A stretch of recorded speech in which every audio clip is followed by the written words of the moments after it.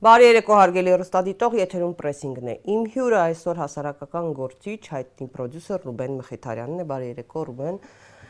Շնորհակալ եմ մեր հրավերն ընդունելու համար։ Հարգելի հեռուստադիտող, առանց ձևականությունների մենք Ռուբենի հետ դույով կխոսենք, որտեղ երկար տարիներ աշխատել ենք Ռևոլյուցիա ծրագրի շրջանակներում Արմենիա հեռուստաընկերությունում, այնպես որ առանց ձևականությունների։ Շնորհակալ եմ, որ ժամանակ գտար մեզ հյուրընկալվելու համար։ Ռուբ, կար ժամանակ, որ ասում էին ուզում ենք ապրել հմեկի Հայաստանում, հմեկի պատկերած, այդ վարդագույն ակնոցներով, հա, կյանքը վարդագույն էր այդ Հայաստանում։ Հիմա ասում են, որ Հայաստանի մասին ասում են ֆեյքապետություն, ֆեյսբուքապետություն, ինչու այդպես եղավ։ Ուղղակի Փաշինյան Նիկոլը եւ իր մերձավոր շրջապատը շատ լավ հասկանալով, որ շատ էֆեկտիվ տեխնոլոգիա էր կիրառվում օրինակ տարիներ շարունակ Հայաստանի Հանրապետությունում, դու ինքդ նշեցիր այդ հմեկի Հայաստանի մասին, հա, երբ որ մարդիկ ասում էին ուզում եմ ապրել հմեկի լուրերի Հայաստանում, հա, իրենք հասկացան, որ տեխնոլոգիաները քանի որ զարգանում է, իսկ եթե իրենք գան իշխանության հմեկը այսպես թե այնպես իրենց ենթակայության տակ է լինելու, պետք է եւս մեկ հարթակ ստեղծել, որտեղ կենտրոնացնել իրենց սատարողների կամ իրենց հավանողների զանգվածը մի տեղ, որտեղ ստեղծել վիրտուալ իրականություն, այսինքն այն ինչը որ այդ հմեկի Հայաստանում է, տեղափոխել դա արդեն թվային վիրտուալ իրականություն, այնտեղ ստեղծել մի այնպիսի իրավիճակ, որտեղ ամեն ինչ շատ լավ է, երկիրը արագ զարգանում է, երկրում ասֆալտապատում է տեղի ունենում, տնտեսությունը զարգանում է, ինչպես իրենք էին ասում, մարդիկ վերջապես սկսել են ժպտալ, սկսել ցույց տալ մեր ժամանակների հերոսներին, այսինքն դու ստեղծում ես մի հատ պատրանք, կեղծ իրականություն, այո, կեղծ իրականություն, հավաքում ես մարդկանց այդտեղ, դարձնում ես քո edge-ը այդ մարդկանց ինֆորմացիայի ստանալու միակ աղբյուրը, մնացած բոլոր ինֆորմացիոն աղբյուրները հրճակում ես կեղծ, fake, ծախված, լափամանից օգտվող, այսինքն իր լեզվով եմ ասում, հա, որպեսզի մարդիկ միակ ուշադրությունը սևեռեն քեզ, քո մերձավոր շրջապատի էջերին եւ այդ մերձավոր շրջապատի ենթակայության տակ գտնվող տարատեսակ խմբերի, հա, մարդիկ հետևորդ են դառնում այդ խմբերի, հա, ընդհանուր առմամբ իրենց պատը հեղեղված է լինում միայն այդ էջերից եկած ինֆորմացիաներով, ու այդ էջերում Փաշինյան Նիկոլը Աստված էր, Փաշինյան Նիկոլը Փրկիչ էր, Փաշինյան Նիկոլը Հիսուս էր, այո, Հիսուս էր առաջադեմ տեխնոլոգիաների եւ նոր Հայաստանի կերտողն էր եւ այլն, այսինքն իրենք ստեղծեցին մի հատ միջավայր, որի մեջ մարդկանց օրակարգ էին թելադրում, կեղծ օրակարգ էին թելադրում, կեղծ վիրտուալ իրականություն էին ստեղծել, մարդկանց հույսերով ապրում էին, հույսերով կերակրում էին, ստով ու կեղծիկով առաջնորդվող ինչ որ բաներ էին անում։ Հիշեցնեմ նաև, որ 2018 թվականի նոյեմբերին ասում էր նա, մեջբերում եմ նրա խոսքը, խմելու ջուրը չի թանկանա մինչև 2024 թվականը, խմելու ջուրը թանկացավ այս հայտարարությունից 1 օր անց, բայց իհարկե կսկսենք դրա համար վճարել 2024 թվականից, նա հայտարարում էր, որ քաղբանտարկյաններ չեն լինելու, բայց հետապնդումները մինչ օրը շարունակվում են եւ ունենք օր-օրի անընդհատ նոր քաղբանտարկյալներ են հայտնվում Հայաստանում, նա խոսում էր գազի գնի մասին, ես ուզում եմ մի հատ գազի գնին անդրադառնանք, ինքը բառացիորեն ասում էր, որ գազի գինը ոչ միայն չի բարձրանալու, այլ նաև տեղ ունի նվազելու գազի գինը, ու մենք դրա մասին բանակցում ենք, արդյունքում գազի գինը Նիկոլ Փաշինյանի օրոք բարձրացել է 2 անգամ է բարձրացել գազի գինը եւ քանի որ այդ բոլոր այդ ելույթների պատճառով կրակի մեջ են ընկնում հետագայում օրինակ առաջին փոխվարչապետերից մեկը, որը կուրացիա էր անում այդ գազի գնի հարցերը, հա, էկոնոմիկայի նախարար եւ ընդհանրապես այն բոլոր գերատեսչությունների քիչ թե շատ գիտակից ու պրոֆեսիոնալ մարդիկ, այս մարդը ասում էր, որ գազի գինը էժանանալու է։ Փաստ է, որ գազի գինը 2.5 տարվա ընթացքում 2 անգամ թանկացել է։ Ուրիշ խնդիր է, որ մարդկանց կերակրում են կեղծիկով ու ստով, որ եթե դուք չեք մուծում, դուք, այսինքն սովորական բաժանորդը գազի բնակիչը ավել չի մուծում, ոնց մուծում էր նախկինում, հիմա էլ, բայց թե դա ինչպիսի տնտեսական խորը անդունդի մեջ է գլորում ընդհանուր պետությունը, ինչ որ մի ձև պիտի սուբսիդավորվի, չէ, եթե բնակիչը ավել չի մուծում։ Ուր է ի վերջո իդեպ Նիկոլ Փաշինյանը այն մարդն էր, որը խոսում էր արտաքին պարտքի, մեծ արտաքին պարտքի մասին։ Ինչքան քանի պատիկ։ Եվ Նիկոլ Փաշինյանի օրոք միլիարդից ավել մեծացավ մեր պարտքը, դարձավ արդեն 8 միլիարդ եւ վտանգավորության սահմանին է հասել։ Հիշում ես այն հեքիաթների շարքը, որը անում է։ Ես երկրորդ շարքն էի պատրաստում, որը պետք է արդեն հոկտեմբերից մտներ եթեր, ցավոք սրտի եղավ այն ինչ որ եղավ մեր երկրի հետ եւ խոսենք այդ մասին։ Այո։ Ես հիմա ուզում եմ ուղղակի մի բանով անդրադառնամ, դեռ շատ հարցում ենք ուղարկե ՀՀ ոստիկանության հասարակության հետ կապի եւ լրատվության վարչություն, խնդրելով ասել ինչքան արագաչափ է եղել 2018 թվականի առաջին կիսամյակում եւ արդյոք այդ արագաչափերի ու տեսանկարահանող սարքերի քանակը փոխվել է 2020 թվականի առաջին կիսամյակում, հա։ Եվ ստացել ենք պաշտոնական գրություն, պաշտոնական պատասխանը, որը մենք ստացել ենք ոստիկանության հասարակայնության հետ կապի եւ լրատվության վարչության հետ այդ բաժնից։ 2018 թվականի առաջին եռամսյակի ամփոփված արդյունքներով ՀՀ ավտոմոբիլային ճանապարհներին գործել է 177 արագաչափ սարք։ 177։ Տեսանկարահանող սարքերով երթևեկության նկատմամբ հսկողություն է իրականացվել Երևան քաղաքի 141 խաչմերուկներում եւ ճանապարհի առանձին հատվածներում։ Ֆիքսենք սա։ 177 արագաչափ 141 խաչմերուկներում։ Փաշինյան Նիկոլը ասում էր, որ այս ամեն ինչը վերացնելու է ինքը։ Ինչ տեղի ունեցավ 2 տարի հետո։ 2020 թվականի առաջի կիսամյակի արդյունքներով արագաչափ սարքերի քանակի փոփոխություն տեղի չի ունեցել։ Այսինքն մի հատ արագաչափ նույնիսկ այս մարդիկ չեն հանել։ Եթե նույնիսկ ինչ որ տեղից հանել են, տարի ուրիշ տեղ են դրել։ Գիտեք, այդ նորմալ պրակտիկա է, պետավտոտեսչությունում դա անում են։ Իսկ Երևան քաղաքում տեսահսկվող ճանապարհահատվածների թիվը կազմել է 150, այսինքն 9 հատով էլ ավելացել է։ Սա ընդհանրապես մի դեպքն եմ ես ասում, որ այս մարդը ասել է ու չի արել։ Ինքը ասել ու չի արել կարմիր գծերի մասին, երբ որ իր հայտնի ելույթներից մեկում ասում էր, այդ ինչ է այդ կարմիր գիծը, դուք կտրում եք այդ 100 դրամ վաստակող այդ կայանումը ապահովող այդ մարդկանց հացը, կարելի էր նորմալ ընկերություն բացել, այդ մարդկանց կոկիկ հագցնել, թող իրենց գործը անեն, ՀԴՄԹ-ային բանը։ Իդեպ այս մեր 2.5 տարին կամ դեռևս չգիտեմ ինչքան է, քանի օր է Նիկոլ Փաշինյանը մնալու իշխանության, պատմության մեջ ես չգիտեմ ինչպես են իրան անվանելու, հա, եղել է, մենք ունեցել ենք թագավորներ, որոնց անվանել են բարեպաշտ, մենք ունեցել ենք Տիգրան Մեծ, մենք ունեցել ենք Աշոտ Երկաթ։ Ես անկեղծ ինքս չեմ կողմնորոշվել Նիկոլին ոնց են անվանելու, Նիկոլ Ստախոս, Նիկոլ Դավաճան, թե Նիկոլ ՀԴՄ։ Այդ պաշտ չի, որովհետև կախված հետագայում իրեն պատասխանատվության ենթարկելուց պարզ կլինի իրեն ինչ անվանում են տալու։ Այդ մարդը քննադատում էր, երբ որ Հայաստանի Հանրապետությունը դառնում էր ԵԱՏՄ-ի անդամ։ Իր բառերով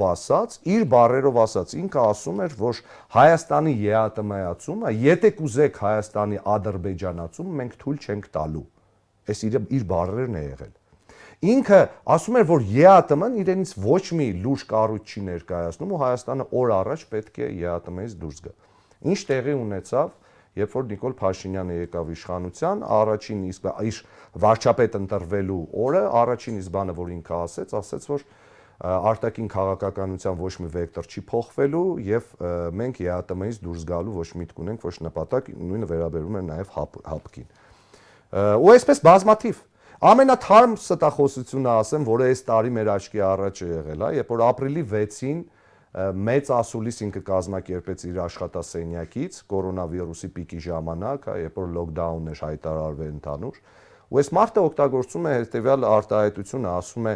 քանի որ մեզ հարցնում են կոմունալների մասին, ուզում եմ ասեմ, որ հարգելի հայրենակիցներ, երկրում հայտարարվել է ֆորս մաժոր, բառացիորեն ասում եմ ինչ ասում, թե ով էր հայտարարել այդ ֆորս մաժորը, որ պետական գերատեսչությունն էր հայտարարել այդ ֆորս մաժորը, այդպես էլ չիմացանք, բայց երկրում հայտարարվել է ֆորս մաժոր եւ ոչ մեկի լույսը, ոչ մեկի գազը, ոչ մեկի ջուրը, այսինքն կոմունալ ծախսերի վճարները չտալու պատճառով ոչ մեկի կոմունալները չեն անջատվելու։ Ինչ տեղի ունեցավ ընդամենը 16 օր հետո ապրիլի 22-ին։ Հիստերիայի մեջ ինքը մտնում է լայվ, երբ որ ամսի 20-ից արդեն սկսում են մարդկանց լույսերը, գազերը անջատել ու ջրերը, մարդիկ սկսում են բողոքել, ինքը հիստերիայի մեջ մտնում է ու ասում է, եթե հիմա չմուծեք, կոլապսի է ենթարկվելու ամբողջ այդ համակարգը, լույսի, գազի ու ջրի, անպայման պետք է մուծեք, անպայման պետք է մուծեք, էլի մոտավորապես խմած եմ եղել, չեմ հիշում ինչ եմ ասում, այդ լոգիկայի մեջ, հա։ Հետո մենք էլ ավելի խայտարակություն տեսանք, սխալ մարդկանց էր գնացել այդ 7500 դրամները, ու ինքը լայվ է մտնում, մի քանի անգամ մեզ համոզում էր, որ ինքը ձևը գտել է, ոնց է պետք անել, այսինքն եթե ձեզ պետք չի այդ գումարը, գնացեք ձեր հարևանի փոխարեն այդ մուծեք ու շուռ էր գալիս ու ասում էր, ճիշտ է, չէ, Աննա, տեսար, էս էլ գտանք, սրա ձևն էլ գտանք։ Մենք տեսանք, որ Աննայի հետ իրենք գտան նաև Արցախից հեշտ ազատվելու ձևը։ Խոսենք աղետի գոտու մասին, որովհետև դու Գյումրիում ես ապրում, քո գործունեությունը հիմնական արդեն ահագին ժամանակ այնտեղ ես կենտրոնացրել, ծավալում։ Նիկոլ Փաշինյանը ընտրվելուց հետո ասում էր, որ աղետի գոտի հասկացությունը պետք է վերացնի, տնակների խնդիրը լուծի, ասում են իր քարոզիչները, որ Նիկոլը ասֆալտա պատեց Գյումրին ամբողջ, մեջ բերեմ հա նրա խոսքից 2019 թվականին նույնիսկ հանձնաժողով ստեղծեց, արտագնանիստ արեց կառավարության, հա, ասում էր 3 միլիարդ հատկացնում ենք, որ այդ թեման փակենք մեկ ընդմիշտ, հա, աղետի գոտու վերացման մասին էր ասում, աշխատանքային խումբ էր ստեղծել երկրաշարժի հետևանքները վերացնելու, ասվում էր, որ կառավարությունը լուծում է աղետի գոտու բնակավայրերում երկրաշարժի հետևանքով անօթևան մնացած 227 ընտանիքների բնակարանային խնդիրները։ Կասես սրա որ մասն է իրականության համապատասխանում։ Ես ուզում եմ քրոնոլոգիան ճիշտ պատկերացնենք։ Նախ քայլարշավ սկսելով Գյումրիից ու գալով դառնալով զավթելով իշխանությունը եւ դառնալով վարչապետ, դրանից հետո Փաշինյան Նիկոլը 6 ամիս մինչև ազգային ժողովի ընտրությունների այդ քարոզարշավը 6 ամիս Գյումրիում չի եղել։ Ինքը հայտնվում է Գյումրիի հրապարակում քարոզարշավի շրջանակներում, իր բերանով է ասում, որ 1000 անգամ կներեք գյումրեցիներ ջան, բան, այս հրապարակից եմ քայլարշավը սկսել, բայց այնքան խառնեի 6 ամիս չեմ կարողացել Գյումրի գալ, բայց դեկտեմբերի 7-ին արտագնանիստ ենք անելու, թե դեկտեմբերի 9-ին հիմա կոնկրետ օրը չեմ հիշում, որտեղ խոսելու ենք աղետի գոտու մասին եւ այլն եւ այլն։ Այդ արտագնանիստը լինում է ու մենք տեսնում ենք մի ներկայացում, որտեղ պարզվում է դեռևս պարզ չի 30 տարվա ընթացքում, այսինքն չկա կոնկրետ մարդ, որը Գյումրու ավագանիում հելնի կանգնի ու ասի, որ այդ որ մեզ հարցնում եք դեռևս ինչքան տնակ կա ու ինչքան բնակարանի կարիք ունեցող կա, այս թիվը այսքան է, այսքան մարդ առաջնային կարիք ունի, այսքան մարդ երկրորդային շարքի մեջ է, որովհետև օրինակ չգիտեմ, բնակարանը վաճառել է, բայց արդեն 20 տարի ինքն էլ է տնակում ապրում, բնակարանը վաճառել է, օրինակ մենք parzել ենք ամուսինը հերի տնից տեղից ռակով հիվանդ է եղել, պետք էր իրեն բուժել, վաճառել են, ոչ ամուսնուն են կարողացել բուժեն, մահացել է, համե տնից են եղել, կերակրողնել է մահացել, հիմա այդ մարդը 20 տարի էլի փաստացի տնակում է ապրում։ Մենք որպես սոցիալական պետություն պատասխանատվություն կրում, այսինքն չի եղել նման բան։ Նիկոլ Փաշինյանը հայտարարեց, որ դե եկեք նորից parzեք, ի վերջո ինչքան տնակ կա Գյումրիում, ու այդ տնակներից քանիսը իրականում բնակիչ ունի, ինչքան մարդ հիմա ապրում է այդտեղ, ու այդ ապրողներից ինչքանը առաջնային կարիք ունեն։ Անցել է 2 տարի։ Հիմա ցույց եմ տալիս եւս մեկ թուղթ, որը մենք ստացել ենք Հայաստանի Հանրապետության քաղաքաշինության կոմիտեի նախագահից։ Եվ այն ամեն ինչը ինչ որ այդ հեքիաթը դիմացից գրած, ինչ է տեղի ունեցել 2018 թվականից, բանը գյուղական համայնքներ, աղետի գոտու գյուղական համայնքների տան կարիք ունեցողների սրա հարցն են հոգացել, նրա հարցն են հոգացել եւ այլն, գալիս հասնում են Գյումրիին։ Շատ կարեւոր պարբերություն եմ հիմա կարդում։ Այս 3 միլիարդը հատկացրել են, թե չէ։ Սրանք տարբեր ծրագրեր են։ Ուրեմն նախ 457 բան ընտանիքի ասեցին բնակարանով պետք է ապահովի, հետո պարզվեց, որ դա գյուղական համայնքներում կարիք ունեցող, աղետի գոտու գյուղական համայնքներում կարիք ունեցող այդ ընտանիքներն են։ Հիմա ես ասում եմ, այն ինչ որ վերաբերում է Գյումրիին, անցել է 2 տարի։ Մենք այս թուղթը ստացել ենք, ելի եմ ասում, իմ շարքի երկրորդ հատվածին էի պատրաստվում, սեպտեմբերին ստացել ենք այս թուղթը սեպտեմբերի 16-ին 2020 թվականի։ Այն ինչ վերաբերում է Գյումրիին, անցել է 2 տարի։ Աշխատանքային խմբի կողմից փաստագրվել են ոչ հիմնական շինությունները։ Գյումրի քաղաքում այդ շինությունների թիվը կազմել է 2837 եւ փաստագրման արդյունքների հիման վրա կազմվել է առաջարկությունների փաթեթ, ոչ հիմնական շինություններում բնակվող ընտանիքների վերաբնակեցման, բնակարանային պայմանների բարելավման գործընթացի եւ այդ գործընթացում պետական պարտավորության ծավալների գնահատման, տարածքները ոչ հիմնական շինություններից ազատման վերաբերյալ։ Ու ամենակարևոր վերջի նախադասությունը։ Ներկայումս ընթանում են այդ առաջարկությունների իրագործման համար անհրաժեշտ իրավական նախադրյալների ստեղծման աշխատանքները։ Այսինքն 2 տարվա մեջ 2.5 տարվա մեջ, լավ, համարենք դեկտեմբերին է եղել, հա, 2 տարի համարենք։ 2 տարվա մեջ այս մարդիկ դեռևս քննարկում են։ Դեռևս քննարկում են։ Ես հանուն արտարության պետք է ասեմ, որ բազմաթիվ մարդիկ իրենց կողմից ինչ որ ընտանիքների բնակարաններ նվիրում են։ Այսինքն այդ process-ը անհատների կողմից, նվիրաբերությունների կողմից անդադար է։ Մենք էլ ընկերներով բազմաթիվ նման բաներ ենք անում, թիվ չեմ ուզում ընդհանրապես հրապարակեմ, բայց ուզում եմ ասեմ, շատ մարդիկ կան, որոնք պետության ապիկարությունը, ապաշնորհությունը, իդեպ այստեղ ես ուզում եմ հատուկ նշեմ, բոլոր ժամանակների կառավարությունների ապաշնորհությունը, ապիկարությունը ու Գյումրու հանդեպ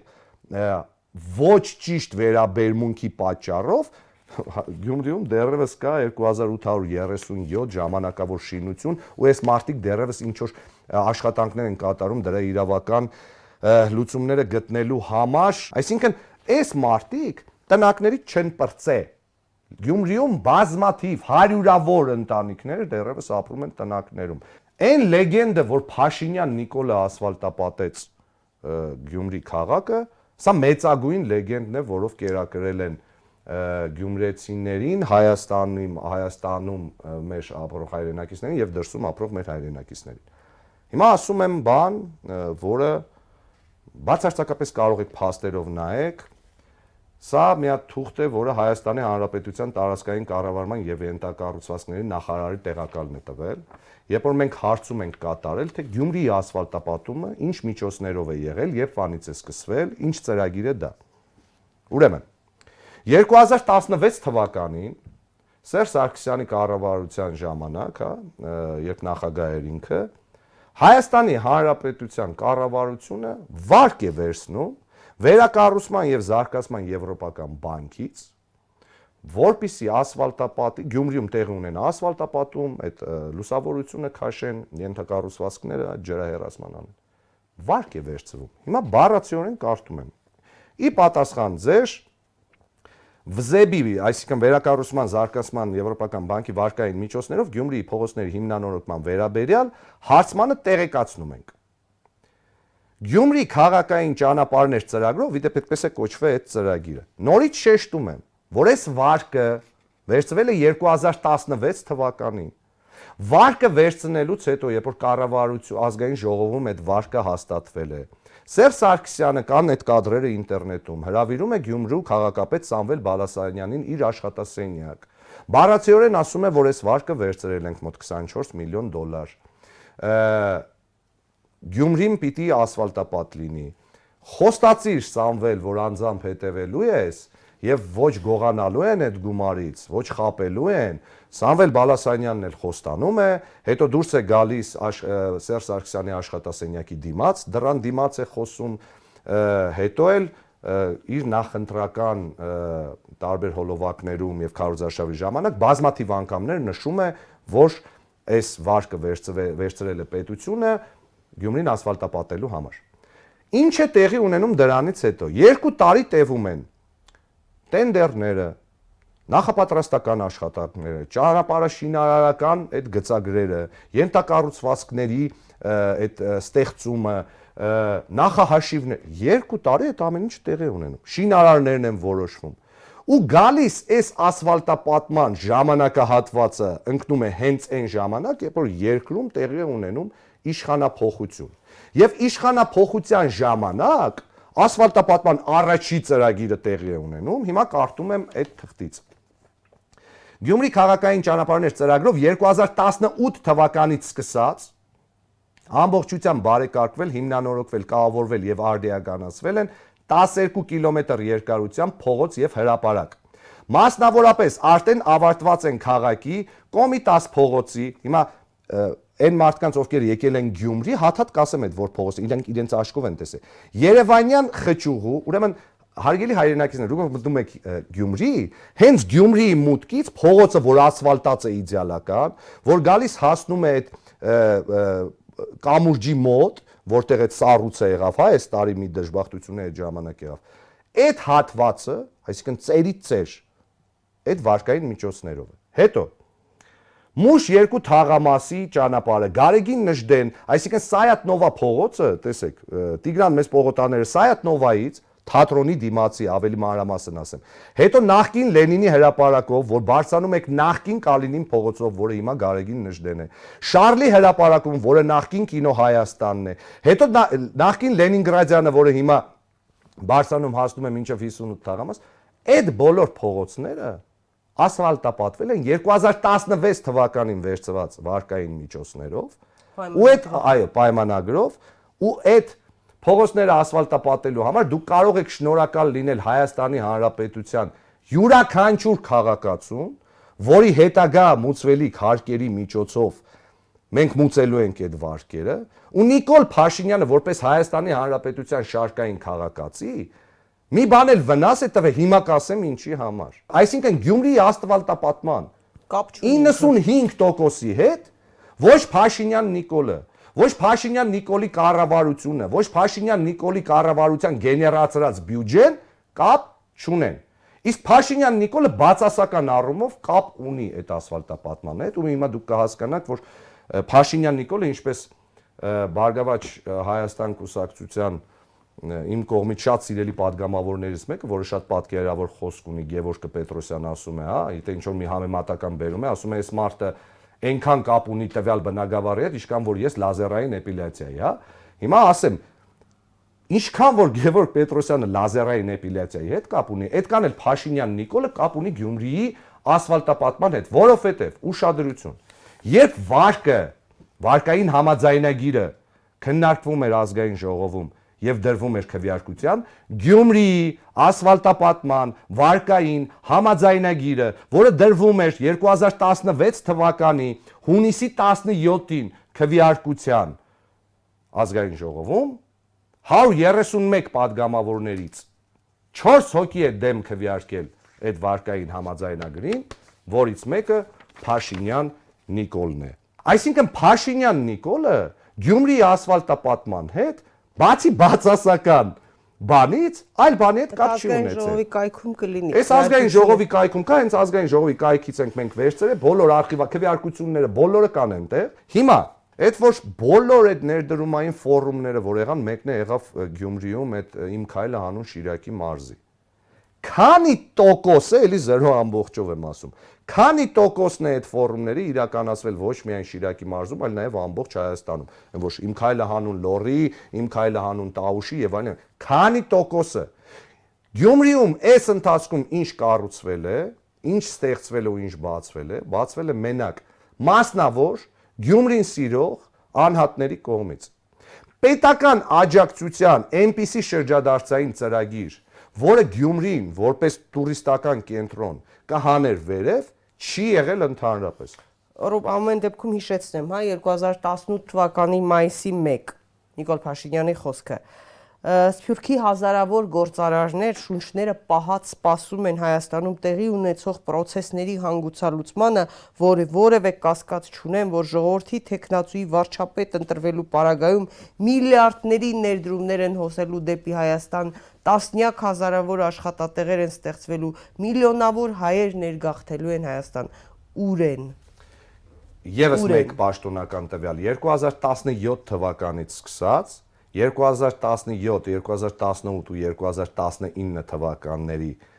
հանրագումարով ուղղակի արտաքին ներդրումները նվազել են 3 անգամ։ Ոչ թե 3 միլիոնով կամ 30 միլիոնով, նվազել են 3 անգամ։ Հիմա խոսում ենք միլիարդավոր դոլարը, եւս մեկ անգամ, էսի իմ համար շատ կարեւոր է։ Ես ուզում եմ այդ լեգենդը, որ Նիկոլ Փաշինյանը Գյումրին գեղեցկացրեց, Նիկոլ Փաշինյանը ընդհանրապես ոչ մի բան չի եղել, Սատիկ ջան։ Եթե ես ու դու էլ լինեինք 2018 թվականին վարչապետի աթոռում, այդ ասֆալտապատումը միևնույն է լինելու էր, այդ լուսավորությունները քաշելու էր։ Դե բելի նախկինների օրոք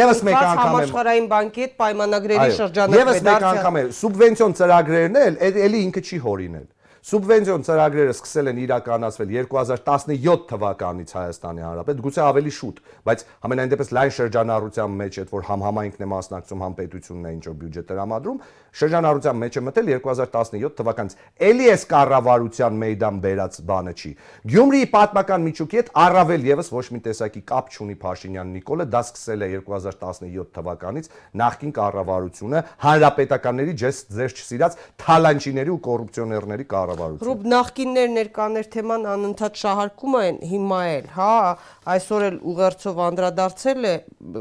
կանդրադառնանք դրան, բայց ինչու են անընդհատ այդ նախկինների թեզը, հա, առաջ քաշում, այ հեսա կգան հիմա էլ օրինակ ասենք թե նախկինները կգան, չգիտեմ, էս կանեն եւ այլն։ Սպարտակը Սեյրանյան իդեպ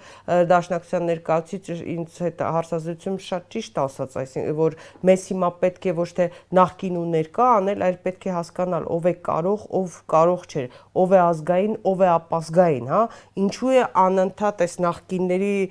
թեզը շրջանառում։ Իմ մոտ նես տպավորություն է, որ սեկտանտները փորձում են այդ աղանդավորները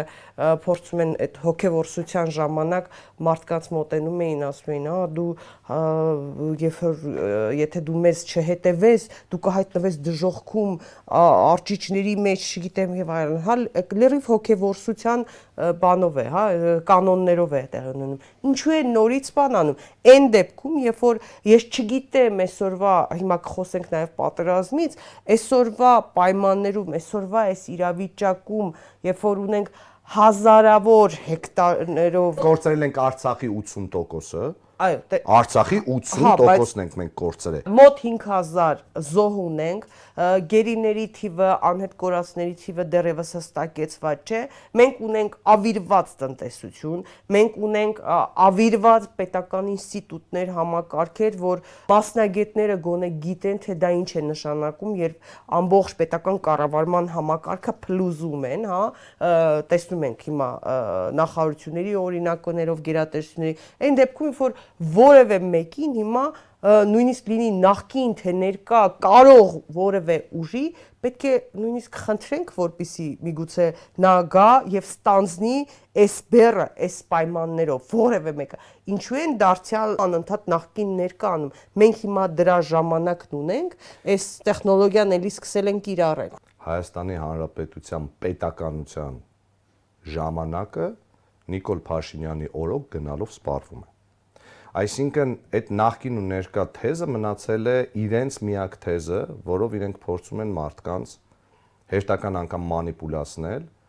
ու Նիկոլ Փաշինյանի այսօրվա ուղերձը եւս մեկ դրա ապացույցն էր, որ արքան ոչ միայն մերկ է, այլ արքան այլևս մնացել է SMM-շիկի մակարդակի մանիպուլյատոր, որը տես մարդ, որը կազմակերպել է մարտի 1-ը 10 զոհերը իր խղճի վրա են։ Մարդ, որի իշխանության օրոք տապալվել է առողջապահությունը եւ մենք ունենք 2000-ից ավել զոհ Մարդ, որի պատճառով մենք ունեցել ենք 5000 զոհ պատերազմում հարյուրավոր անհետ կորածներ։ Այդ մարդը այսօր խոսում է արյունով իշխանության ձգտող ու արյունով իշխանություն պահող նախկինների մասին։ Հիմա հարց եմ տալիս, հա, այդ նախկինների մասին։ Այդ ով էր այդքան շատ լուրջ ներկա, հա, 2018 թվականին, երբ որ նշանակում էիք նախարար, Դավիթ Տոնոյանը, որը 2016 թվականին եղել է փոխնախարար պաշտպանության ու ապրիլյան պատերազմի ժամանակ եղել է փոխնախարար։ Ով էր ահավոր նոր Ատոմ Ջանջուղազյանը, ով էր ահավոր նոր էկոնոմիկայի նախարարը, ով էր ահավոր նոր Ֆելիքս Ցոլակյանը, ով էր որպես նոր ահավոր նոր падգամավոր Շիրակ Թորոսյանը, ես կարող եմ անդադար սա թվարկել, օլիգարխները Սամվել Ալեքսանյանի մասին Սամվել Ալեքսանյանը ընդամենը մի գիշերում օլիգարխից դարձավ Սասի սեփականատեր, արտակը բոլորը, մենք ախր այնքան ենք այդ ամեն ինչի մասին խոսի, ես էլի եմ, բայց հասարակությունը պետք է ինչի կենցաղային մակարդակի էլի օրինակ բերեմ, հարգելի հայրենակից, երբ որ քո հարազատը հեռի տնից տեղից ինսուլտ է ստանում ու դու իրեն արագ հասցնում ես հիվանդանոց։ Հիվանդանոցի ընդունարանում դու նախ ճշտում ես այդ ընդունարանի բժիշկը նախկինում աշխատել է Սերժ Սարգսյանի, Ղոչարյան Ռոբերտի ու Լևոն Տեր-Պետրոսյանի օրոք, թե քո համար այդ պահին կարևոր է, որ լավագույն մասնագետը փրկի քո հարազատին։ Դու ասում ես ով է կանգնած հիմա այդ փրկելու գործողության մեջ, ուղղակի ինձ ասեք, ինքը արդյոք լավագույն մասնագետն է, իսկ լավագույն մասնագետները մարդիկ դառնում են երկար տարիների աշխատանքի արդյունքում ունենալով կենսափորձ, ունենալով բարձր մասնագիտացում։ Դուք ձեր հարազատի կյանքում չեք վստահի դիլետանտ կամ նոր ավարտ բժիշկի։ Դուք ձեր հարազատի կյանքը կվստահեք համբավ ունեցող փորձառու բժիշկի։ Հիմա մասնագետի նախկին ներկա Հայաստանի Հանրապետությունում այդ թեզը, այդ դավաճանական թեզ է։ Հայաստանի Հանրապետությունում այլևս պետք է գործի մի թեզ՝ կարող ու անկարող։ Կարող է արդյոք տվյալ մարդը, տվյալ անձը, տվյալ սուբյեկտը լուծել իր վրա դրված խնդիրները։ Ինչ փորձառություն ինքը ունի։ Նախկինում կարողացել է նման խնդիրներ լուծել, թե չէ։ Հիմա այս իշխանությունը եկել ասում է տվեք ինձ 6 ամիս ժամանակ, ես հարցերը կլուծեմ։ Տապալել է Արցախյան հարցի բանակցությունները։ Տապալել է տնտեսությունը, այդ իրանց հորժորժված տնտեսական հեղափոխությունը։ Տապալել է ներգաղթը։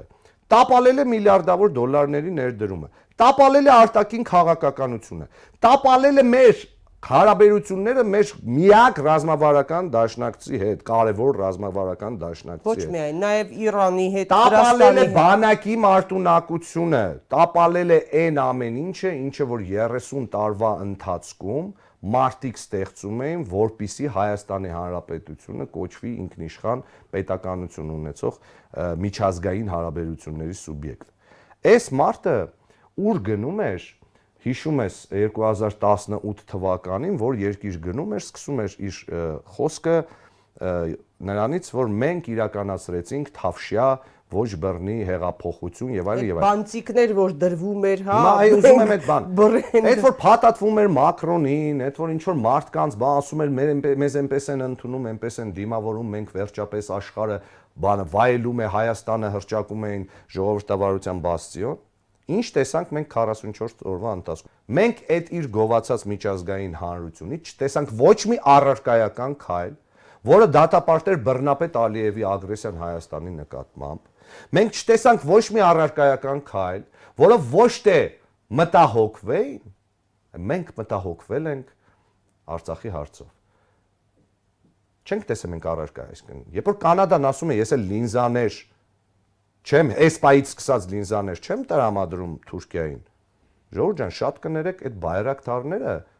վաղուց կային Ադրբեջանում ու Թուրքիան այդ լինզաների այդ տվյալ պահին այդ լինզաների հույսին չէր։ Այն մնացած սաղ տեղերը, ոչ թե նասկիդերը փոխեցին, Ավստրիայի ղեկավարությունը եւ այլ ինչ որ բաներ որ ան, ոչ մեկ առարկայական մենք չենք տեսել, որ օրինակ Հունաստանը, Ֆրանսիան, Կանադան,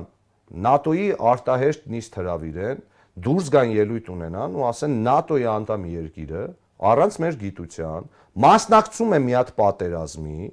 որի մեջ մենք ոչ մի մասնակցություն չենք ուզում ունենանք ու հենց հիմա պահանջում ենք Թուրքիայից անհապաղ Ադրբեջանից դուրս հանել F-16-ները, իր զորքերը, իր ինստրուկտորը։ Մենք չենք տեսել նման բան, մենք տեսել ենք ընդամենը մտահոգություն։ Այսինքն այդ միֆը, որ միջազգային հանրությունը ծափահարություններով էր դիմավորում Նիկոլ Փաշինյանին եւ այնպիսի բարձր մակարդակի հարաբերություններ էր խոստանում, ինչպես իրենք էին ներկայացնում, Թավշյա իշխանազավթումից հետո մենք տեսանք, որ թագավորը մերկ է էլի։ Նիկոլ Փաշինյանը որպես մեծ մանիպուլյատոր իր էջում դնում է, որ Ֆրանսիայի սենատը ճանաչել է Արցախի ճանաչման բանաձև, հա, ընդունել է Արցախի ճանաչման բանաձև, ու Նիկոլ Փաշինյանը այսօր չի դնում իր էջում, որ Ֆրանսիայի արտգործնախարարությունը ասում է, որ իրենք երբեք չեն ճանաչի ինքնահռչակ Լեռնային Ղարաբաղի հանրապետության անկախությունը։ Չի դնում այդ մարդը իր պատին, որովհետև ինքը շարքային մանիպուլյատոր է։ Ինքը շարքային փոքրիկ իրենից բան չներկայացնող բռնապետ է։ Ինքը իր վարչապետության այդ կառավարության ծրագիրը, որ ներկայացնում էր 2018 թվականին, ելի եմ ասում, երբ խելացի մարդիկ իրեն սկսեցին հարցնել, թե լավ, ոչ մի թիվ չկա քո ծրագրի մեջ, ոչ մի ժամկետ նշած չի քո ծրագրի մեջ, ինքը ելավ ու սկսեց ասել, հիմա ասեմ, կոռուպցիան կլինի 0։ Տեսանք մենք, որ կոռուպցիան դարավ 0։ Թալանը կլինի 0։ Տենդերները մի անձից Տեսանք, որ մենք թալանը դարձավ 0, բացարձակապես։ Բազմաթիվ բաներ էր ինքը ասում 0, պարզվեց գիտես ինչի, որովհետև ինքը իր ամբողջ էությամբ 0 է։ Ինքը մեր բանակի մարտունակությունը դարձրեց 0։ Ինքը մեր առողջապահությունը դարձրեց 0։ Ինքը մեր տնտեսությունը դարձրեց 0, ինքը ի վերջո հասարակ մարդկային փոխհարաբերությունները մեր երկրում հավասարեցրեց 0-ի։ Իմ համար մի հատ շատ կարևոր բան կա, հա, երբ քո հարազատը, որը իցանե քեզ գիտի, քո հետ մեծացել է, քո ենթադրենք ինչ որ ազգակցական կապ ունի քո հետ, պատրաստ է հավատալ մի հատ փողոցից եկած մարդու, որը անդադար ստել է падգամավոր եղած ժամանակ ու անդադար ֆռցրել է ու խապել է ու ստել է ու կեղծել է վարչապետ եղած ժամանակ։ Եթե իրենք պատրաստ են այդ մարդուն հավատալու, Նիկոլ Փաշինյանը երբեք չդիմեց հայ ազգին։ Նիկոլ Փաշինյանը միշտ դիմեց ժողովրդին ու այդ ժողովրդի մեջ առանձնացրել էր իր ժողովուրդ սեգմենտը։ Նիկոլ Փաշինյանը ժողովրդը իրեն պետք է որպես վահան իր համար օգտագործում է։ Ինքը երբեք չասեց, որ ես բոլորի վարչապետն եմ։ Ինքը երբեք չասեց այդ արտահայտությունը։ Օրինակ, քո կարծիքով դու լինեիր, հա, որևէ մեկը կվստահեր մեկին, ով անընդհատ սուտ է խոսում, անընդհատ, տեսեք, նույնիսկ ցավալի է սա, իրականում մեր համար է ցավալի, որովհետև ինչևէ այս պահին ինքն է, հա, պետությունը ներկայացնում։ Լավ, ինչ կապ ունի Պուտինը, թե ես, թե դու։ Դու երբևիցե կվստահես մի մարդու, որը նվազագույնը կես տարի քեզ ստել է։ Փաշինյան Նիկոլը, բարձրաձայնելով Լավրովի պլան հասկացողությունը, ասում էր, որ Սերժ Սարգսյանը եւ Պուտինը Լավրովի պլանով տանում են Հայաստանի Հանրապետությունն ու Արցախը կապիտուլյացիայի։ Բառացիորեն էր ասում սա։ Ասում էր Լավրովի պլանով տանում են Արցախն ու մենք այս ամեն ինչի դեմը առնելու ենք, մենք այս ամեն ինչը, այո, մենք թույլ չենք տալու սա։ Ինչ արեց Նիկոլ Փաշինյանը 2 տարի ու կես, հիմա միլիարդավոր դոլարներ մասը։ Բայց հիմա ինքը տարածում է, շրջանառում է իր քարոզչական, այսպես ասած, միջոցներով, բոլոր հնարավոր ֆեյքերով, որ այս պլանը դեռ ժամանակին նրանք, հա, նախկինները գծել էին, ես ինչ անեի, ինչ պետք է աներ խեղճ Նիկոլը։ Սկսենք խեղճ Նիկոլը արտահայտությունից։ Իշխանության ղեկավարության տակ, որի ղեկավարին ասելու են խեղճ Նիկոլը, որը կանգնի ու ասի, դե ես ինչ անեմ, ժողովուրդ ջան, այդ սա նախկիններն էին անել, ես բան չեմ կա։ Կներես, դու 2018 թվականին եկել ես իշխանության, հենց ասելով, որ ես գալիս եմ սա փոխելու։ Դու եկել ես ու ասել ես, որ ես սկսում եմ բանակցությունները իմ զրոյական կետից։ Դու սկզբից ասել ես, որ ես բանակցություն չկա, ով է բանակցում։ Երբ որ հարցրեցին, ասեց, ինչ ուզում եմ, այն էլ կբանակցեմ, ձեր ինչ գործ։ Այդ արդեն պատերազմից ընդամենը մի ամիս առաջ էր։ Բայց սկզբից այդ մարդը ասում էր, ես սկսում եմ իմ զրոյական կետից։ Հետո հայտարարում էր, որ ես առաջի ղեկավարն եմ, որը թեզ է առաջ քաշում, որ որոշումը պետք է բավարարի թե Հայաստանի ժողովրդին, թե Ադրբեջանի ժողովրդին, թե Արցախի ժողովրդին։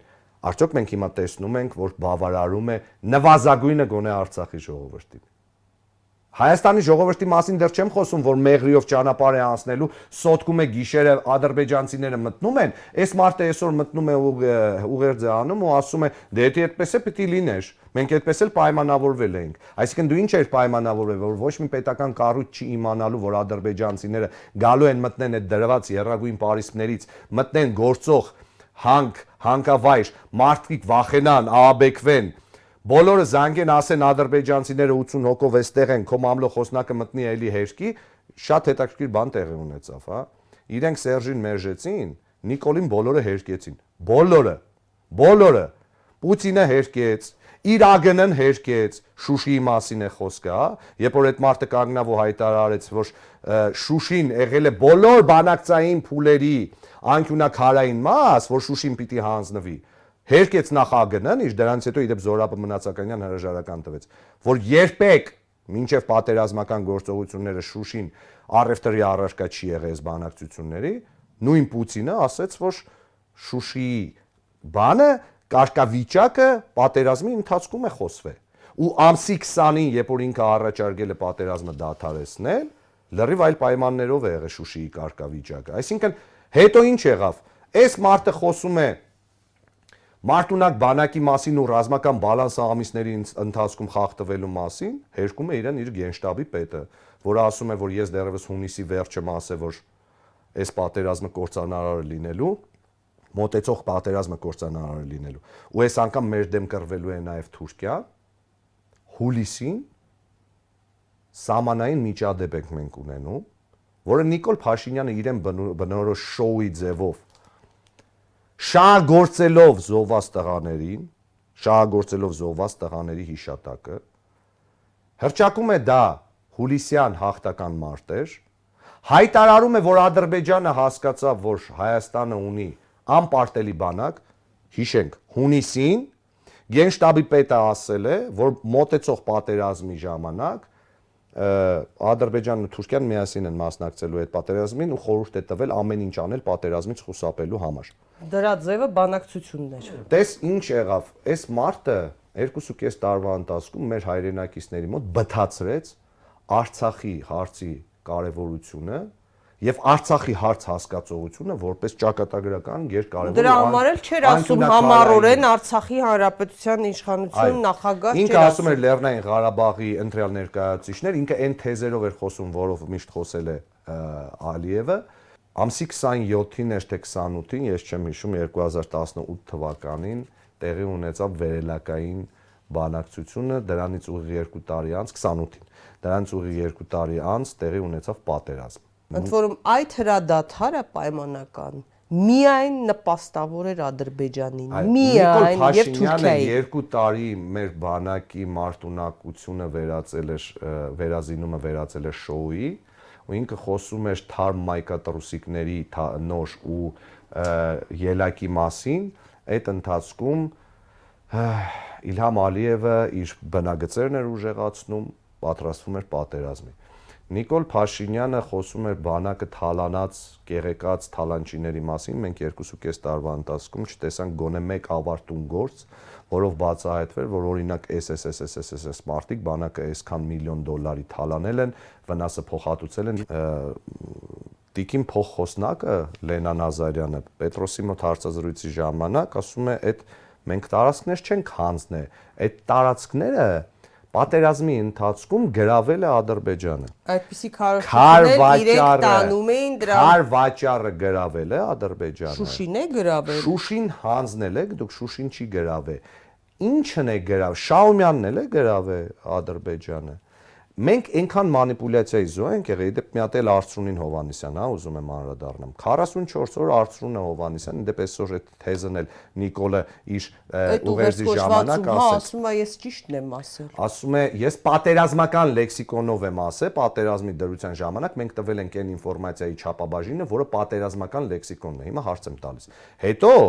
Արծրունը Հովհաննիսյան երբ իրեն հարցնում էին, ասում են 44 օր ընկեր ջան, ասեցիր հաղթելու ենք, մի օր առավոտ եlank իմացանք, որ դու հիվանդանոցում ես սրտի նոպայով իպր,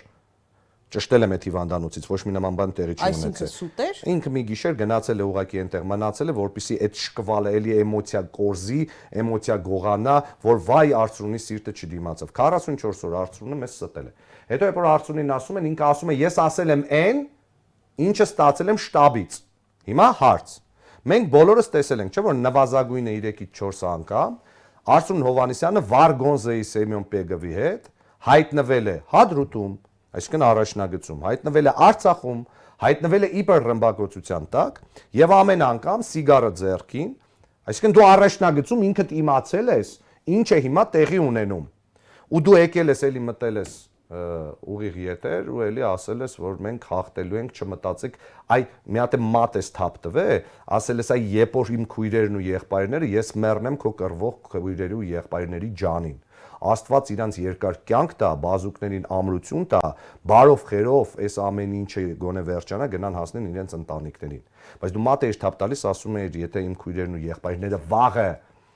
հաղթեցին ու ազատագրեցին Արցախը, այդ ժամանակ ես ձեր հետ կխոսամ։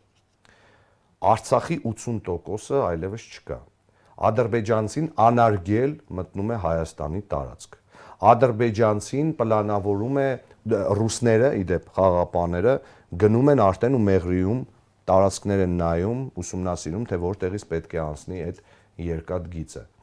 Նիկոլ Փաշինյանը շարունակական աղետ է Հայաստանի Հանրապետության համար։ Շարունակական անդադար աղետ է։ Յուրաքանչյուր մեկ ավելորդ ժամը Նիկոլ Փաշինյանի Հայաստանի Հանրապետության վարչապետի ղեկին այդ մեքենան, որի անունը Հայաստանի Հանրապետություն է, գլորվելու է ձորը եւ այս անգամ զոհվելու են ոչ թե միայն այն մարդիկ, ովքեր կապ ունեն իշխանության փոքր օղակի հետ, այլ մենք կորցնելու ենք Հայաստանի Հանրապետությունը ու մենք կորցնելու ենք ոչ միայն մեր պետականությունը, ի վերջո 30 տարի հաղթողի հոգեբանությամբ ապրող ժողովրդին դուք մցրեցիք կապիտուլյանտի հոգեբանության մեջ։ Ես չգիտեմ, այս ահռելի վնասների տակից ինչպես ենք դուրս գալու։ Ադրբեջանը հաշվարկել է վնասների ծավալը 50 միլիարդ դոլարից ավելի, որը օդում կախված, այսպես ասած, սուր է Հայաստանի ցանկացած քաղաքացու գլխին, չգիտեմ։ Մի մասը գիտակից մի հատված, հիասթափված մի հատված որոշել է, սպասում է ռազմական դրությունը վերացնեն, ճանապարհները բացվեն եւ արտագաղթեն։ Սա լուծում է հաշտվել նրա հետ, հա, ինչպես այսօր Մովսես Հակոբյանն է Նիկոլ Փաշինյանին բնորոշել, որ հոգեխանգարմունքի մեջ է գտնվում։ Հիմա, այսինքն ստացվում է մի խելագարի պատճառով լքել երկիրը, քան ազատվել եւ ի վերջո որոշել հասկանալ ովքեր են այն կարող ուժերը, ով ուզում է լինի, անկախ նրանից ով է այդ անուն ազգանունը եւ փորձել երկիրը հանել այս վիճակից, թե ուղղակի հեշտ է տոմս առնել եւ սпасել երբ են ճանապարհները բացվելու գնալ, հա, սա է լուծումը։ Ես ունեմ բազմաթիվ ընկերներ, ովքեր արդեն որ երրորդ անգամ ասում են, որ երբ սահմանները բացվեց, մենք ընտանիքով գնալու ենք այս երկրից, որովհետեւ ոչ մի ապահովության զգացում եւ ոչ մի լավատեսություն այլևս Հայաստանի Հանրապետության ոչ ղեկավարությունից, ոչ պետությունից որպես այդպեսին մենք չենք զգում, բայց մեկը ես երբեք Հայաստանի Հանրապետությունից չեմ հեռանա, ես չեմ հեռացել Հայաստանի Հանրապետությունից 90-ականներին, ես չեմ հեռացել 2000-ականների սկզբին, ես չեմ հեռացել հիմա ու չեմ պատրաստվում հեռանալ հետո։ Ես չեմ հոգնելու անդադար իմ հայրենակիցներին բացատրել, խոսել, գոռալ։ Հիմա գիտես ինչ մեղքի զգացում ես ունեմ։ Միակ բանը, որի մեջ ես ինձ մեղադրում եմ ինձ ու իմ ընկերներին, որ մենք 2.5 տարվա ընթացքում չկարողացանք մեր մարդկանց մինչև վերջ բացատրել, թե ինչ չարիք ու ինչ աղետ է իրենից ներկայացնում Նիկոլ Փաշինյանի կոմանդան։ Այստեղ ապրողները հասկանում են, այդ ֆեյքերը սեկտանտներ են, չգիտեմ, ինչեր են, կան աղանդավորներ, կան մարդիկ, ովքեր իրականությունից կտրված են եւ իդեպ ապրում են Facebook-ը Հայաստանում, բայց Հայաստանում հասկանում են։ Այո, Հայաստանում հասկանում են ու ես դա տեսնում եմ, ու ես ինչ եմ ասում, մնացել է ագրեսիվ փոքրամասնություն ու այդ ագրեսիվ փոքրամասնությունը մնացել է հենց Facebook-ը Հայաստանում։ Այդ ագրեսիվ փոքրամասնությունն է, որ հիմա գրում է, որ եթե նույնիսկ Հայաստանն է հանձնես ու իմ տունն էլ հանձնես, միևնույն է ես քեզ վստահելու եմ ու հավատալու եմ Նիկոլ ջան, դու Աստված ես, դու փրկիչ ես, դու սուրբ ես։ Ու ցանկացած այն մարդու, որ բան է անում, ինքը ասում են, նախկինների վերադարձն եք ուզում, ես էլի եմ կրկնում։ Հայաստանի Հանրապետությունը կարող է այս վիճակից հանել, կարող մարդն ու մարդիկ ու կապ չունի ինքը նախկին է, ներկա է, թե ապագա է, ինձ ընդհանրապես հետաքրքիր չի նույնիսկ կուսակցական պատկանելությունը, ես ինքս ելնելով անկուսակցական դուրս եմ եկել, բարձրացել եմ հարթակ ու խոսել եմ այն ամեն ինչի մասին, ինչը խոսում եմ բազմաթիվ իմ գործընկերներ, հեռախոսներով, իրենց փակ չաթերում, իրենց տներում, այն կաֆեներում, որտեղ գնում նստում են։ Ես չգիտեմ վախենում են թե չեմ վախենում, համենայն դեպս իմ քաղաքացիական դիրքորոշումը հետևյալն է, երբ որ ասում են Սերժի ժամանակ ինչի՞ չէր խոսում։ Ես բոլորին ասում եմ Նիկոլին էի լսում։ Ու պարզվեց ինչ ասում էր սուտ է սաղ։ Սերժ Սարգսյանի ու Ռոբերտ Քոչարյանի կառավարման ժամանակ բայց կներես ռևոլյուցիայում մենք հենց իշխանություն ներկայացուցիչներին էինք ամենաշատը հարվածում եւ Նիկոլ Փաշինյանը ամենաշատ եկած հյուրերից մեկը։ Մի հատ էլ բան եմ ուզում ասեմ, այդ ագրեսիվ փոքրամասնության մասին, հա։ Այդ ագրեսիվ փոքրամասնությունը, որը ապրում է Facebook-յան Հայաստանի մեջ, իրենք մարդկանց ճնշում են ինչ առումով, հա, որ այդ նախկինի թալանչիները, Պողոսները, Պետրոսները ու Նիկոլին ներկայացնում են աշխարհի ամենակրթված, աշխարհի ամենախելացի ու աշխարհի ամենափրկիչ։ Ես դիմում եմ այդ ագրեսիվ փոքրամասնությանը։ Ժողովուրդ, ցավով եմ սա ասում, բայց Փաշինյան Նիկոլը կրթված չի, այդ դուք եք անկիրթ։ Փաշինյան Նիկոլը խելացի չի, այդ դուք եք անխելք։ Փաշինյան Նիկոլը հայրենասեր չի, այդ դուք եք անհայրենիք։ Ու ի վերջո Փաշինյան Նիկոլը փրկիչ չի, այդ դուք եք անաստված։ Որովհետև գիտես, ես շատ երկար մտածում եմ, որ Աստված մեզ պատժել է։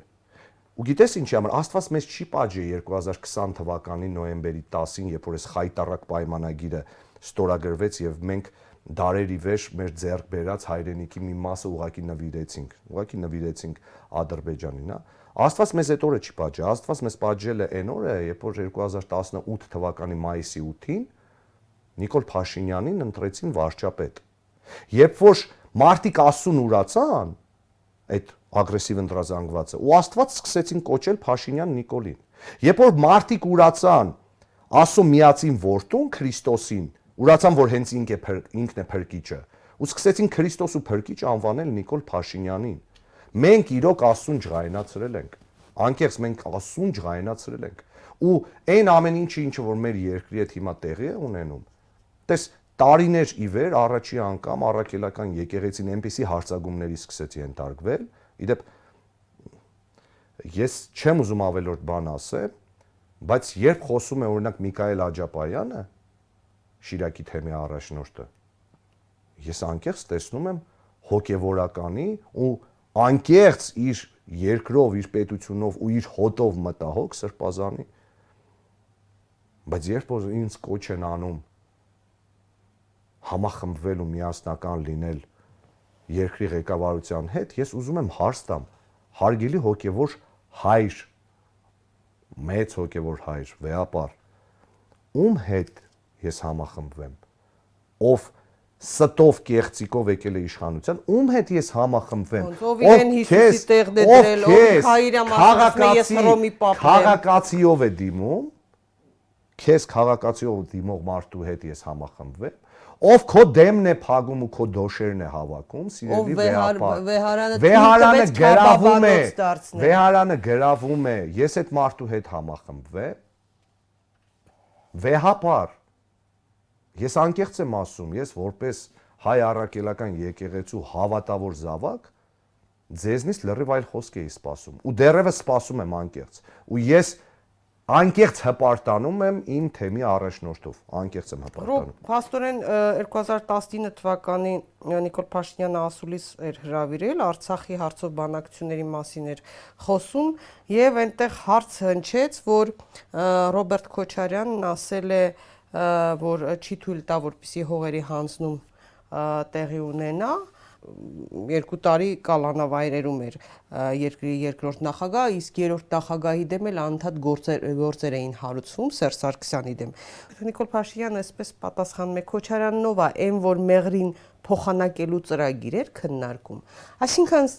հայտնի է, որ բոլոր այդ բանակցային սեղանին եղած նույնիսկ Հայաստանի համար ամենավատ փաստաթղթերը մերժվել է բոլոր 3 նախագահների կողմից։ Եվ Լևոն Տեր-Պետրոսյանի, հա, եւ Ռոբերտ Քոչարյանի եւ Սերժ Սարգսյանի օրոք որևէ փաստաթուղթ փաստ է, չի ստորագրվել։ Մենք հողային կորուստ, տարածքային կորուստ ու նման քանակի զոհեր չենք ունեցել, նման կորուստներ։ Հիմա արդյունքում ով հանձնեց այդ ամեն ինչը։ Նախ 2.5 տարի նպատակամղված Հայաստանի Հանրապետությունում քանդվել են ինստիտուտներ։ Քանդվել են Հայրենասիրության ինստիտուտ, Հերոսների ինստիտուտ, Հող ազատագրողների ինստիտուտ, իդեպ այդ հող ազատագրողների ինստիտուտը քանդողների ամենավառ ներկայացուցիչը Սասուն Միքայելյանն էր ցավոք սրտի, ով հերթական քարոզարշավի ժամանակ հարտակից հայտարարեց, որ Թավշյա հեղափոխությունը ավելի կարևոր իրադարձություն է հայ ժողովրդի կյանքում, քան Արցախյան ազատամարտը, ու երբ բոլորը սկսին քննադատել, մենք մեր կյանքի մեջ առաջի անգամ տեսանք հարբած Փաշինյան Նիկոլին լայվ մտնելով Գյումրիի հյուրանոցներից մեկից եւ հնչեց իր ամենահայտնի այդ հանգիստ նստեք տեղերը արտահայտությունը։ Իդեպ եթե դուք վերցնեք ու հիմա ուրիշ աչքով նայեք այդ իր լայվը, դուք կտեսնեք իրոք հոգեխանգարմունքի մեջ գտնվող մի անձնավորության, որը անհոդաբաշխ բաներ է խոսում։ Հերթական անգամ խոստանում է բոլորին պոլերին տալ ու գետնին տալ ու արդարացնում է Սասուն Միքայելյանի առաջ քաշած թեզը։ Էլի ասելով բոլորին այս սերմնացու գողացող մկներ, այլ բանակը թալանած, ես իմ ինչեր թալանչիներ, կոռուպցիոներներ, այս անկապ արտահայտությունները տեղատարապ տալով, հա, դու մեղրին հիշեցիր։ Հիմա ես մի հատ էլ ուրիշ բան հիշեցնեմ։ Ազգային ժողովի իր ելույթներից մեկի ժամանակ, կառավարության հարց ու պատասխանի ժամանակ, երբ էլի Ղարաբաղի հարցի, Արցախի հարցի մասին հարց հնչեց, ինքը ասում է հետևյալ ձևակերպումը, ասում է. ինձնից նախորդները գնում էին միջազգային հանրության մոտ, Ալիևների մոտ, ռուսների մոտ, կռուտիտ էին լինում, իբր հող էին պահում։ Այդ դուք կռուտիտ էիք լինում, դուք բան չեք, կռուտիտ էիք։ Հիմա եթե նույնիսկ այդ թեզով առաջնորդվենք, Նիկոլ, քեզնից նախորդները ուրիշների մոտ ու նույն Ալիևների մոտ, եթե նույնիսկ կռուտիտ էին լինում, 30 տարի այդ հողը պահում էին։ Դու 2.5 տարի քո ժողովրդի մոտ կռուտիտ եղար, 44 օր գոռացիր հաղթելու ենք, մի գիշերում այդ հողը հանձնեցիր։ Դու այն մարդն ես, որը օգոստոսի 17-ին քո կառավարման 100 օրվան նվիրված միտինգի ժամանակ հրապարակում գոռում էիր, որ թեզեր են առաջ բերել, որ մենք եկել ենք հողերը հանձնելու, որ Փաշինյան Նիկոլը հողերը հանձնելու է, այ հիմա ժողովուրդ ջան, ձեր դիմաց եմ ասում, եթե իմ համար բանակցային սեղանի վրա լինի այնպիսի մի բան, որը ես գտնեմ, որ լավագույն լուծումն է, մենք բոլորովս էլի կհավաքվենք, ես ձեզ մանրամասնորեն դա կներկայացնեմ եւ մենք բոլորս կորոշենք Արցախի հարցի լուծումը ինչպիսին պիտի լինի։ 2.5 տարի դու նախ ասել ես, որ դու չես բանակցում։ Վերջում պատերազմից մի ամիս առաջ Մոննատ եկար, Արման Աբովյանն էր կարծեմ այդ հարցը տվեց։ Ասես ոչ մեկ մեզ չի կարող ասի մենք ինչ ենք բանակցում, ինչ որ պետք է այդ էլ բանակցում ենք։ Ու իրեն մենակ իր դերասանական վարպետությանը բնորոշ ձևով մատը թափ տվեց, ասեց ոչ մեկ չի կարող մեզ ասի։ Փաստ է, որ դու հողերը հանձնեցիր։ Փաստ է։ Ես ուղղակի ուզում եմ հիշեցնեմ եւս մի բան, որ 2016 թվականին կարծեմ օգոստոսին էր թե հոկտեմբերին էր, ապրիլյան պատերազմից հետո էր, Ալիևը ինքը իր անվտանգության խորհրդի նիստի ժամանակ հայտարարեց, որ փակ դռների հետևում ինձ ստիպում են ճանաչել Արցախի անկախությունը։ Հայտարարել է այդ մարդը, այսինքն մեր դիվանագիտությունը հասել էր այն մակարդակին, հա, այդ վերահսկողության մեխանիզմներն էին առաջի պլան բերել, հա, բազմաթիվ առաջ քայլեր եղել բանակցային process-ում եւ Ալիևը հայտարարում էր իր հայրենակիցներին, որ ինձ ստիպում են փակ դռների հետևում ճանաչել Արցախի անկախությունը։ Ստացվեց այնպես, որ փակ դռների հետևում Նիկոլ Փաշինյանը ստորագրեց Արցախի կապիտուլյացիան։ Եվ այո, այդ ձեռ առնելը, որ Ալիևը համայն աշխարհին ցույց է տալիս իր անձնական վերաբերմունքը Փաշինյանին, որ ձեռ առնելիքի մակարդակը հասել է նրան, որ իրենց մեջլիսում սկսում են քննարկել Նիկոլ Փաշինյանին Ադրբեջանի ազգային հերոսի կոչում տալու հարցը, համանախագահ երկրների ներկայացուցիչների դեմքի արտահայտությունը պատկերացնում ես, ինչ դեմքի արտահայտությունով նստած է լինելու Ալիևը, ու լավ ի վերջո այս մարդը, որը 2.5 տարվա ընթացքում ոչ միայն տապալել է բանակցությունները, այլ պարտվել է, այս մարդուն ով է լուրջ ընդունելու։ Շնորհակալ եմ Ռուբ ջան հետաքրքիր զրույցի համար։ Ուրախ եմ, որ քեզ տեսա շատ երկար ժամանակ։ Շնորհակալ եմ։ Մի օր առիթ լինի, ես ու դու կպատմենք, թե Նիկոլ Փաշինյանի վերջին հարցազրույցում ինչ տեղի ունեցավ։ Այո։ Հարգելի հեռուստադիտող, իմ հյուրն էր պրոդյուսեր, հասարակական գործիչ, հայտնի պրոդյուսեր Ռուբեն Մխիթարյանը։ Կհանդիպենք, բարի գիշեր։